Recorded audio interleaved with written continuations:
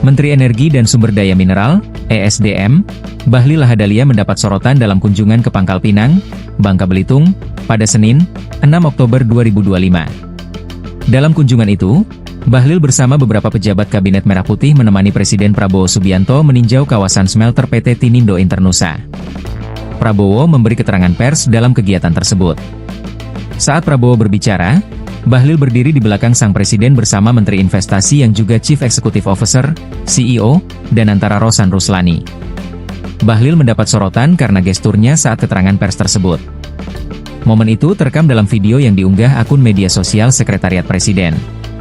Kemudian, Prabowo membahas soal kerugian negara yang mencapai ratusan triliun dari operasi tambang ilegal ke-6 perusahaan tersebut. Ketika Prabowo menyebut kerugian negara 300 triliun rupiah, Bahlil yang berdiri di belakang kepala negara tampak bereaksi. Ketua Umum Partai Golkar itu sempat melirik ke arah Rosan yang berdiri persis di sisi kanannya.